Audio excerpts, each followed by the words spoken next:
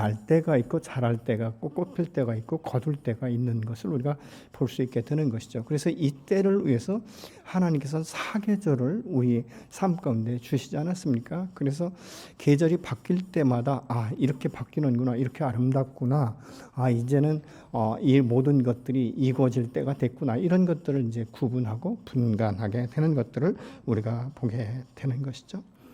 우리가 이제 이런 이 모든 것들에 있어서 조급하면 말이죠. 옛날에 어떤 그 가정 가운데 아이가 보리밭을 가보더니 남의 집 보리보다 자기 집 보리가 작으니까 이 보리를 다 뽑아버린 거예요, 위로. 그래서 이게 키가 이제 똑같이 됐다는 것이죠. 그래서 집에 가서 부모님한테 말하기를, 엄마, 우리 보리밭이 갑자기 많이 컸어. 그래서 가보니까 이게 이삭을 다 뽑아놔가지고 다 시들었더라는 것이죠. 그만큼 우리의 삶이 얼마나 조급한지, 다른 사람과 비교해서 내가 뒤떨어지는 것 같고 열등한 것 같으면 그것을 극복하기 위해서 또 다른 방법을 추구하게 되는 것들을 우리가 보게 되는 것이죠. 사실 우리의 믿음과 이 삶은 우리가 일체된다는 것은 참 쉽지 않습니다. 그러나 우리의 믿음의 성장과 성숙은 저절로 되지도 않지만 이 성숙하기까지는 이 시간이 필요한 것들을 우리가 볼 수 있지 않습니까? 저 같은 경우는 이제 신앙생활을 늦게 했기 때문에 굉장히 조급함이 있었어요. 근데 조급함 때문에 내 신앙이 성장하는 것이 아니라 오히려 그 조급함이 신앙 성장을 균형과 조화를 이루게 성숙하지 못하는 것들을 시간이 지난 후에 발견하게 됐습니다. 그러니까 우리가 신앙생활하는 것이 뭐 나이가 상관없지 않습니까? 어떤 아이들은 유치부부터 다니기도 하고 이렇게 되지만 어떤 사람들은 5, 60대 예수를 만나기도 하지 않습니까? 그런데 하나님의 때가 그때라는 것이죠. 내가 더 일찍 왔으면 이런 생각도 하고 있지만 사실 내가 더 일찍 왔다고 해서 온 것이 아니라 늦으면 우리의 마음 가운데 이 갈급한 심령이 더해지지 않습니까? 그렇기 때문에 어떻게 보면 이 모태신앙이라고 생각하고 말하는 사람들의 신앙을 보면 굉장히 느긋해요. 굉장히 여유가 있고 이런 모습들을 봅니다. 그런데 늦게 신앙생활하면서 하나님을 알고자 하는 이 열망, 이런 것들이 있는 사람들은요, 밤낮 없이 성경을 읽고 묵상하고 공부하고 이 배우는 데 힘쓰는 것들을 우리가 보게 되는 것이죠. 그래서 모든 것이 1절에 보면 기한이 있다. 심을 때가 있고 거둘 때가 있다. 이렇게 말하고 있지 않습니까? 2절에 보면 어떻습니까? 날 때가 있고 죽을 때가 있고 심을 때가 있고 심은 것을 뽑을 때가 있고 죽을 때가 있고 치료할 때가 있다라고 말씀을 하고 있지 않습니까? 이 때에 대해서 1절로 9절까지 28가지에 대해서 긍정적인 것과 부정적인 것이 있는데 긍정적인 것이 14개, 부정적인 것이 14가지로 나오는 것을 우리가 볼 수 있게 됩니다. 그런데 긍정적인 것의 14가지가 어떤 것이냐? 대부분 소망과 기쁨과 성취하는 것과 사랑하는 것, 그래서 하나님의 때에 이루어지는 것들에 대해서 이야기했는가 하면 부정적인 것은 좋은 시간을 삼키고 노쇠하고 상실감과 파괴됨과 이 어려운 그 일들에 대해서 말씀하고 있는 것을 봅니다. 이러한 일들을 통해서 우리에게 강조하는 것은 무엇입니까? 우리 인생은 좋을 때가 있는가 하면 어려울 때도 있고 우리가 건강할 때가 있는가 하면 연약할 때도 있는다는 것이죠. 그럼 우리가 기뻐 웃을 때만 있느냐? 그렇지 않다는 거죠. 슬플 때가 있다는 것을 오늘 성경을 통해서 우리에게 말씀하고 있는 것이죠. 그래서 우리가 이 현재 이 삶과 이 미래의 삶에 대해서 아무런 생각이 없이 살다가 환경이나 이 상황이 갑자기 바뀌면 내가 어떻게 대처할 것인가, 이것은 우리의 삶 가운데 문제가 되는 것들을 우리가 볼 수 있지 않습니까? 갑자기 어려움이 오면요, 많은 사람들이 준비되지 않았기 때문에 굉장한 상실감을 갖게 되는 것을 우리가 보는데, 이 어려움이 올 때 우리는 현재 이 환경에 묶이면 안 되는 것이죠. 이것을 통해서 하나님께서 나에게 어떤 방향성, 무엇을 가리키기를 원하신가를 우리가 생각해 본다면 우리는 미래에 대해서 꿈을 가질 수 있게 되는 줄로 믿으시기 바랍니다. 그래서 성경에서 보면 그런 경우가 많지 않습니까? 요셉 같은 경우는 이 꿈을 꿀 때 굉장히 기뻤어요. 근데 꿈을 이야기함으로 인해서 고난이 찾아오기 시작했고 노예로 전락하고 이 감옥에 가는 이런 신세로 전락하는 것을 우리가 볼 수 있지 않습니까? 그런데 이런 모습들을 현재 상황만 본다면 요셉은 오늘날로 말하면 자살하고 딱 맞는 것이지 않습니까? 하나님 왜 괜히 꿈을 주셔가지고 난 이렇게 고난 가운데 몰아넣습니까? 이러면서 절망과 좌절 가운데 하나님을 원망하다 죽을 수도 있는 거예요. 그렇지만 그 상황 가운데서 요셉은 하나님 앞에 정직히 행했고 자기의 육체를 더럽히지 않기 위해서 거룩한 이 삶을 선택한 것을 우리가 볼 수 있게 되는 것이죠. 그래서 우리가 이 세상 가운데 살아갈 때 늘 현재에 묶여서는 안 된다는 것이죠. 현재에 묶이면 누구도 믿음으로 승리할 수가 없습니다. 그러나 우리가 한 눈을 돌려서 여호와 이레의 하나님은 오늘 또 나를 내일을 위해서 준비하신다는 이 사실을 안다면 정말 믿음의 주의 온전케 하시니 인 그 안에서 내가 어떻게 할 것인가. 그래서 우리는 지혜가 필요한 것이죠. 선택과 결정에 따라서 내가 어떻게 행동할 건가 이 결과가 나오는 것들을 우리가 볼 수 있게 되는 것이죠. 여러분 우리가 이 세상 살아갈 때 문제 없는 인생이 어디 있겠습니까? 문제는 문제가 있을 때 그 문제에 집착하고 빠지고 흔들리는 것이 아니라 하나님 앞에 지혜를 구하고 이 문제를 어떻게 극복할 것인지, 그리고 나의 삶은 전적으로 하나님 앞에 드려졌기 때문에 생사화복을 주관하시는 분 그분이라는 것을 우리가 알고 있지 않습니까? 그러면 그 믿음 안에서 내가 어떻게 이 문제를 감당할 것인가를 우리가 구해야 되는 것이죠. 여러분 하나님 앞에 지혜를 구하지 않고 믿음의 역사를 우리가 기대하지 않는다면요, 우리는 날마다 좌절할 수밖에 없어요. 소망 없는 사람과 똑같이 살아갈 수밖에 없다는 것입니다. 근데 여러분은 어떻습니까? 우리가 소망을 잃어버리면요, 우리 마음 가운데 찾아오는 것이 두려움이에요, 염려예요, 근심이에요. 이거 떠나지 않습니다. 그래서 하나님의 은혜마저도 잃어버리는 것들을 우리가 알게 된다는 것이죠. 그래서 우리가 이 고난이 올 때 이 다른 어떤 교훈을 생각하면 인생은 결코 영원할 수 없다는 사실도 우리가 인정해야 되는 것이죠. 여러분 우리가 삶 가운데 이 세상 가운데도 태풍이 없으면 굉장히 좋을 것 같지 않습니까? 그런데 태풍이 없으면 바닷물이 정화가 되지 않아서 그 바닷속에 있는 그 모든 이 생물들이 다 죽는다는 거예요. 한번 확 뒤집어 놓는 것이죠. 여러분과 고난과 역경, 인생의 태풍을 맞이하고 지나간 사람들의 믿음을 보면요, 웬만한 이런 태풍과 모든 이 고난과 역경 없이 지나온 사람보다 굉장히 믿음이 아주 신실한 것을 우리가 볼 수 있게 되는 것이죠. 이런 말이 그렇지 우리 인생 가운데 태풍이 오면 얼마나 고통스럽겠습니까? 얼마나 힘들겠습니까? 이것을 이 스스로 극복할 수 없기 때문에 밤낮 없이 하나님 앞에 부르짖는 경우가 굉장히 많지 않습니까? 이런 고난과 역경이 없는 사람이요, 날마다 기도에 이 제단을 쌓는 사람들이 그렇게 많지 않습니다. 왜냐하면 지금 편안하기 때문에, 안전하기 때문에. 근데 고난과 역경이 있는 사람들은요, 날마다 주님 앞에 나와 눈물로 기도하는 것을 참 많이 봅니다. 왜 그렇습니까? 하나님께서 이 문제를 해결해 주지 않으면, 하나님께서 내 마음을 위로하지 아니하시면, 하나님께서 내 마음 가운데 소망을 두지 않으시면 우리는 좌절할 수밖에 없기 때문에 날마다 그분만을 바라보는 것이죠. 사람의 도움은 한계가 있어요. 사람은 끝까지 자기 자신을 책임질 수 없다는 사실을 우리가 기억한다면, 나를 사랑하사 나로 위하여 자기 몸을 버리신 예수 그리스도, 그분이 내 인생의 주인인 것을 우리가 인정한다면 우리는 주님과 함께 동행하는 것을 먼저 선택해야 될 줄로 믿습니다. 여러분 주님의 도우심이 없으면 누구도 장사가 없는 것이죠. 그래서 이 폭풍이 올 때 힘들지만 하나님을 신뢰하는 것이 무엇인지를 우리가 비로소 배우게 되는 것이고, 내 믿음의 분량을 그때 달아볼 수 있는 거예요. 아, 내 믿음이 별것 아니구나. 다른 사람은 뭐 목사님 같으면, 뭐 장로님 같으면, 권사님 같으면 이런 이야기 하고 있지만 실질적으로 나와 하나님과의 관계 가운데 내 믿음의 분량이 얼마인가는 고난과 역경을 통해서 달아볼 수 있는 거예요.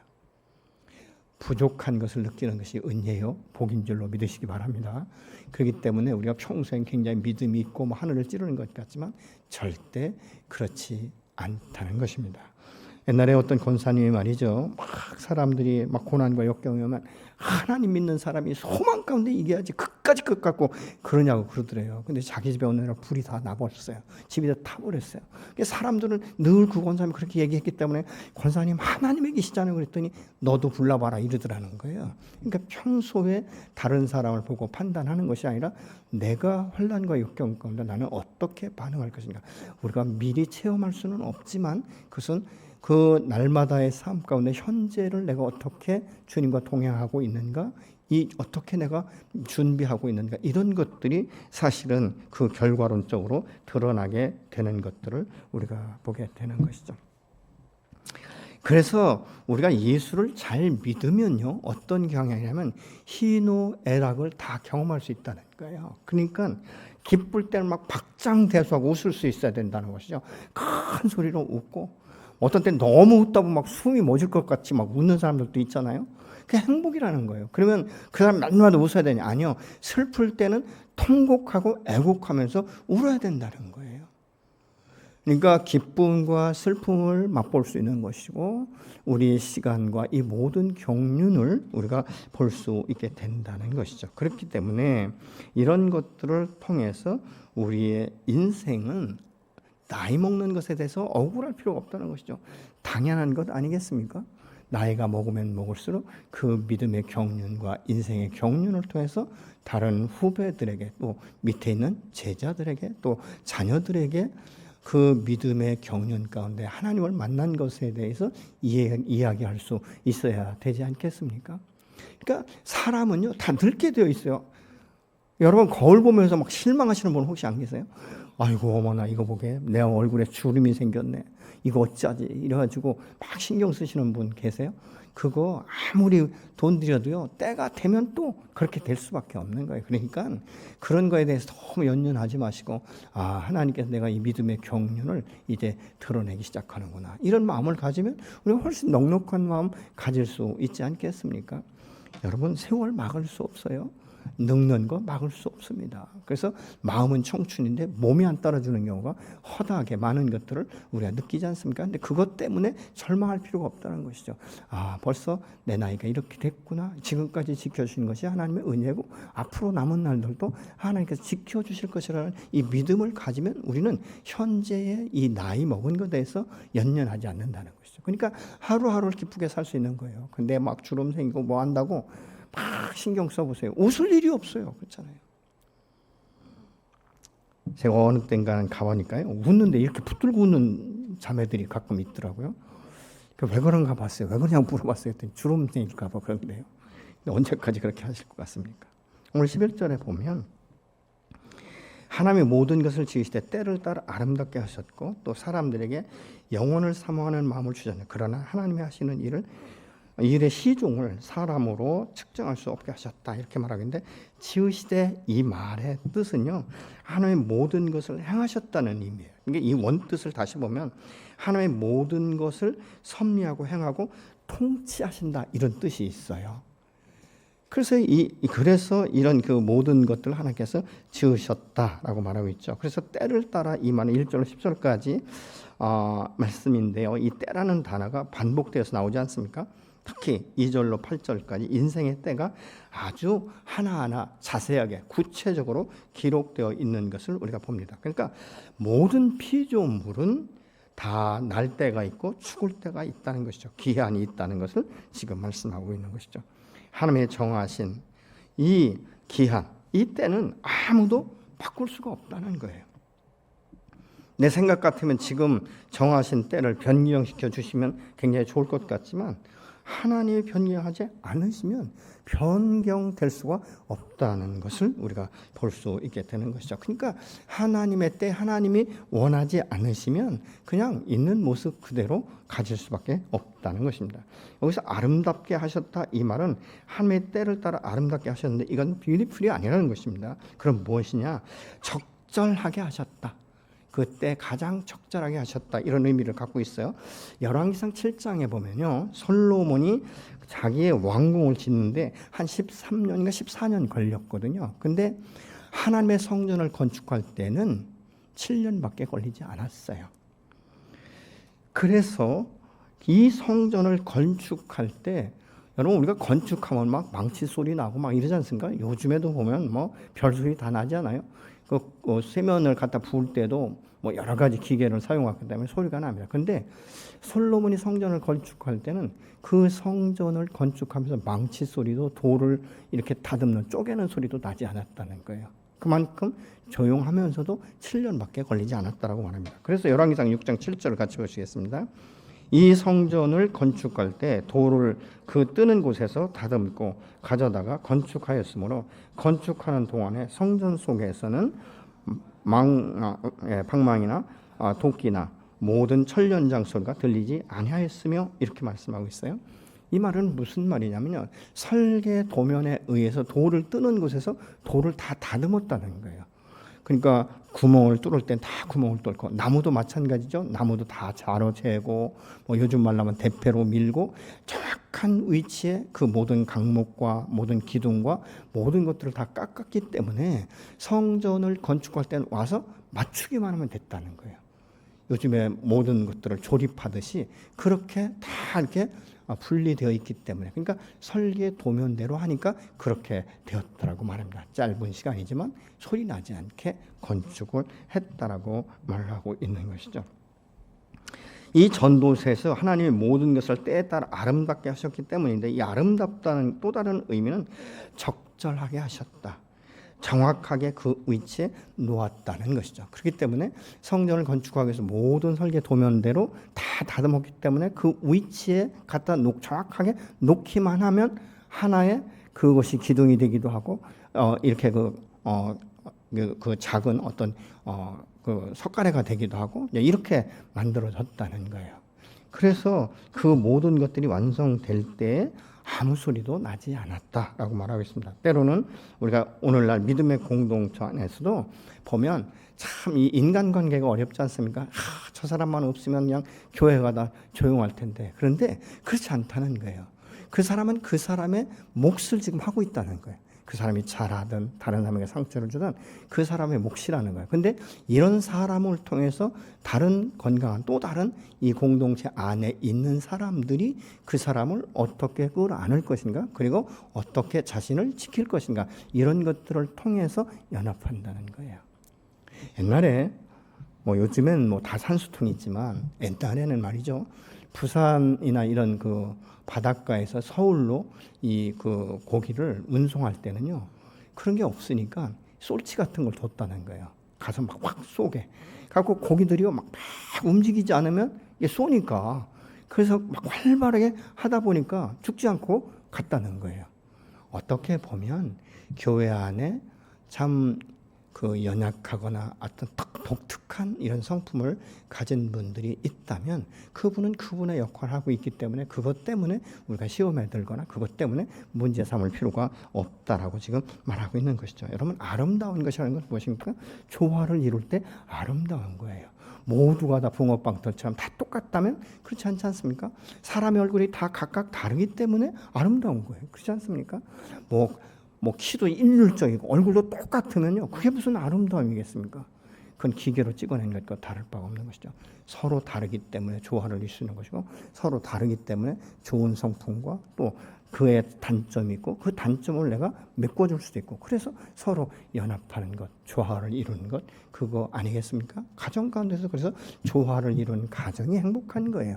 그렇지 않다면 너는 왜 성품이 그러냐, 뭐 저러냐 이러다 보면 가정이 다 깨어질 수밖에 없는 이런 그 모습들을 우리가 볼 수 있지 않습니까? 그렇기 때문에 우리 믿음의 공동체가 건강하기 위해서는 한 사람의 어떤 연약함이나 이 독특함에 얽매일 필요가 없다는 것입니다. 오히려 그를 감싸고 그를 위해서 기도해주고 또 더 사랑하고, 그래서 그가 변화되고 노관할 수 있도록 하는 것이 믿음의 공동체가 되는 줄로 믿습니다.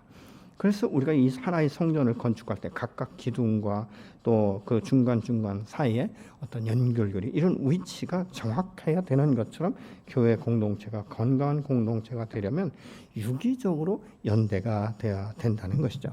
에베소 2장 21절 22절의 말씀을 같이 보시겠습니다. 그리스도 안에서 건물 전체가 서로 연결되어서 주님 안에서 자라서 성전이 됩니다. 그리스도 안에서 여러분도 함께 세워져서 하나님이 성령으로 거하실 처소가 됩니다. 아멘. 그래서 문제로 푸는 것이 아니라 그 일을 통해서 하나님이 나를 더 새롭게 변화시키도록 나가서 그것을 믿는 것, 그것을 분별하는 이 지혜가 바로 복인 줄로 믿으시기 바랍니다. 아까도 봤지만 우리가 11절에 모든 것을 지으시되 때를 따라 아름답게 하셨고 또 사람들에게 영혼을 사모하는 마음을 주셨느니라 고 말하고 있지 않습니까? 그래서 이 죄성을 가진 인간들의 그 근본에는요, 영혼을 사모하는 마음이 있다는 거예요. 그래서 그것을 통해서 하나님이 이 땅 가운데 예수 그리스도를 보내셨고, 예수 그리스도 이 생명의 복음을 통해서 그의 마음 문이 열리고 예수 그리스도를 영접해서 거듭나는 역사가 일어난다는 것을 우리가 알 수 있는 것이죠. 그렇지만 하나님이 하시는 일에 대해서 시종을 사람이 알 수 없다, 이렇게 말씀하고 있지 않습니까? 그것은 무엇입니까? 하나님의 때는 아무도 모른다는 거예요. 여러분, 피조물이 어떻게 창조주의 그 마음, 그 깊은 마음을 헤아릴 수가 있겠습니까? 여러분, 우리가 정말 인간적인 생각이라면요, 창세기 3장에 인간이 범죄했을 때 곧바로 회복시키시면 되거든요. 그냥 잃어버린 에덴을 바로 회복시키시면 돼요. 근데 하나님께서는 그렇게 하지 아니하시고 짐승을 잡아서 가죽 옷을 입히며 미래에 대한 이 구원의 계획을 세우시지 않습니까? 그런 하나님께서 또 사사들을 세우시고 여러 가지 방법으로 하나님이 누구신가를 가르쳐 주시지 않습니까? 때로는 선지자를 통해서 그런 역사를 하십니다. 그래도 죄성을 가진 인간이 하나님을 따라 자꾸 우상을 섬기고 하다 보니까요, 말라기부터 이 신약 성경이 이럴 때까지 400년 동안은요, 암흑기라고 말하지 않습니까? 하나님 말씀을 하지 않는 거예요.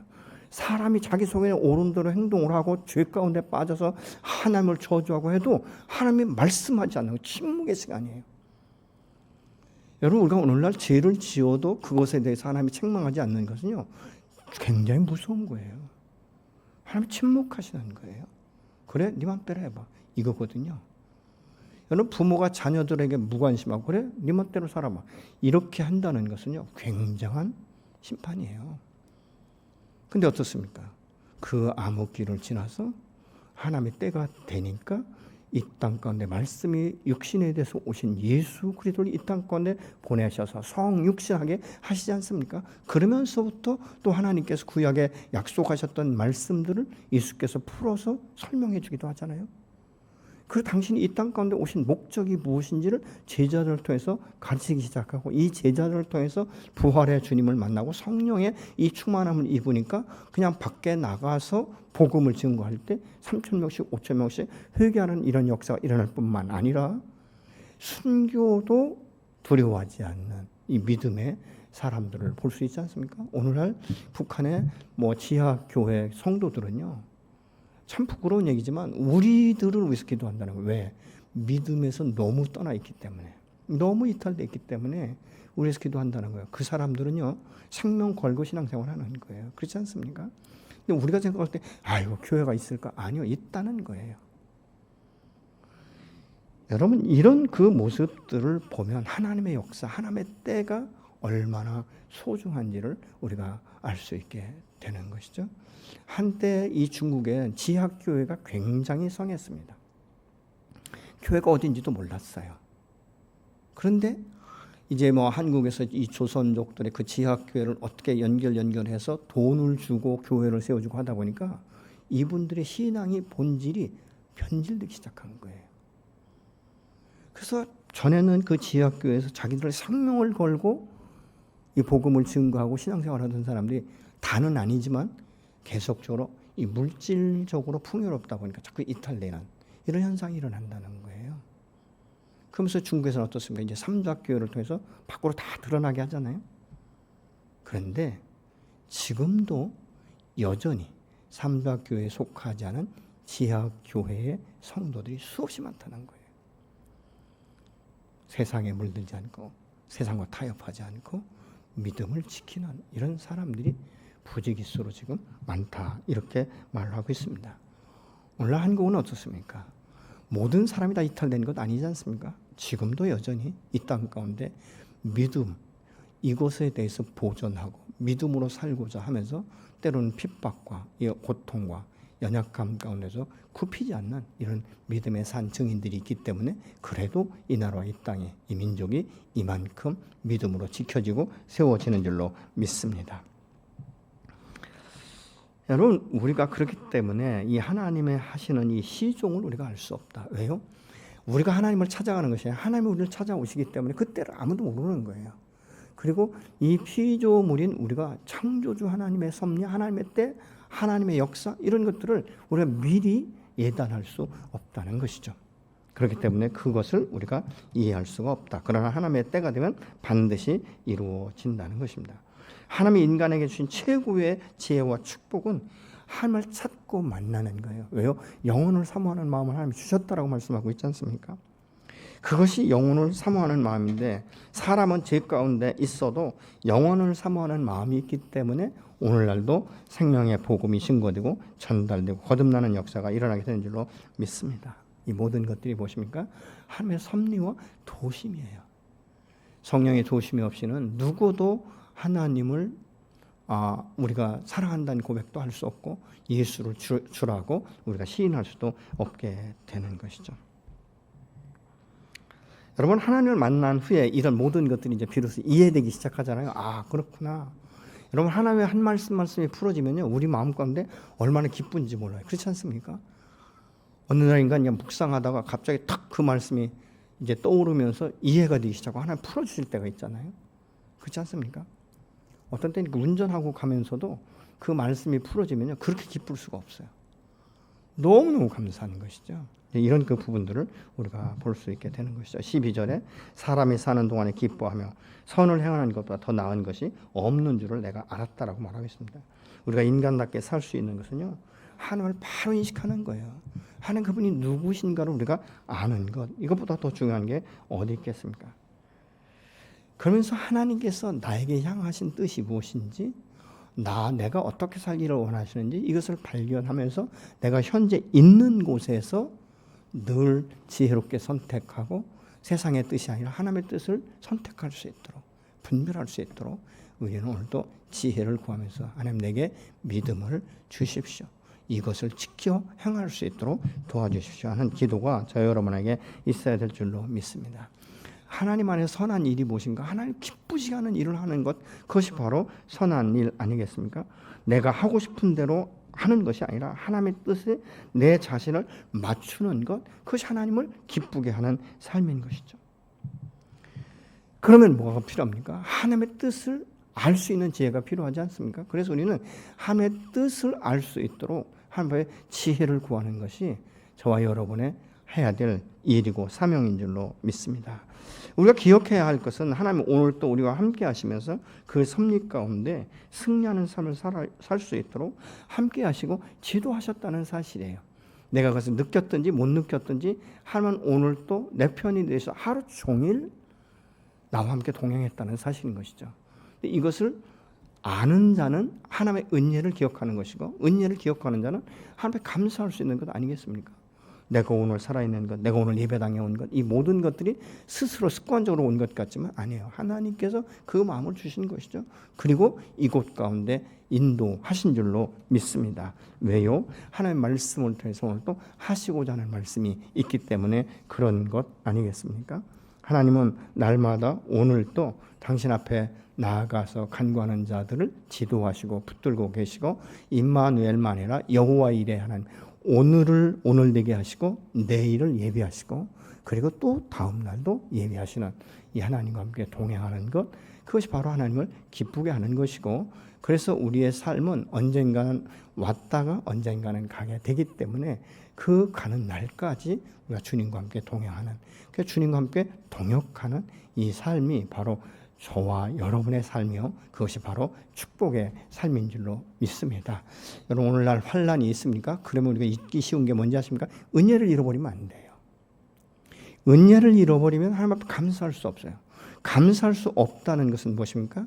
감사할 이 조건, 제목들이 없다는 것은요, 하나님께서 내게 주신 은혜, 이 축복을 내가 기억하지 못하는 것이죠. 그러니까 지금까지 베푼 건 당연한 것이고 그걸 은혜라고 생각하지 않고 복이라고 생각하지 않는 거예요. 여러분, 그렇지 않다면요, 우리가 어떤 환난과 역병 가운데 어떤 태풍을 만난다 할지라도, 내 육체에 병이 온다 할지라도 내 하나님께서 지금까지 베푸신 은혜를 세어보고 기억하며 감사할 때요, 우리의 마음이 풀리기 시작해요. 그래서 감동이 되기 시작하는 거예요. 그 눈물이 나는 거예요. 그러면서 주님 앞에 나가 기도할 때 어떤 마음이 드는지 아십니까? 하나님이 나를 회복시킬 것이다. 하나님은 나를 통해서 당신이 어떤 분인지를 드러낼 것이라는 것을 우리가 예견하기 때문에 오늘도 환난과 역경과 고난 가운데 그 믿음을 붙들고 승리하게 되는 줄로 믿으시기 바랍니다. 아멘. 하나님은 우리에게 소망을 주시는 분이세요. 우리를 통해서 기뻐하기를 원하시는 분이 하나님이십니다. 그렇다면 나를 풀어가시겠죠. 나를 세워가실 것입니다. 나는 지금도 알지 못하는 미지의 세계인 내일을 우리가 기다리고 있지 않습니까? 그 미지의 세계를 갈 수 있도록 때로는 아브라함처럼 갈 바를 알지 못하지만 믿음으로 순종해서 한 걸음 한 걸음 나갈 때마다 새로운 문이 열리면서 더 넓고 편만한 데를 바라볼 수 있는 이 믿음, 그래서 열방을 취할 수 있는 이런 믿음도 저 여러분에게 더해 주실 줄로 믿습니다. 우리가 기다릴 것은 하나님의 때를 기다리는 것. 내가 서둔다고 되는 것 아니고 내가 떠난다고 되는 것 아니고 하나님의 때를 기다리는 지혜와 인내할 수 있는 이 믿음을 달라고 우리가 기도해야 될 줄로 믿습니다.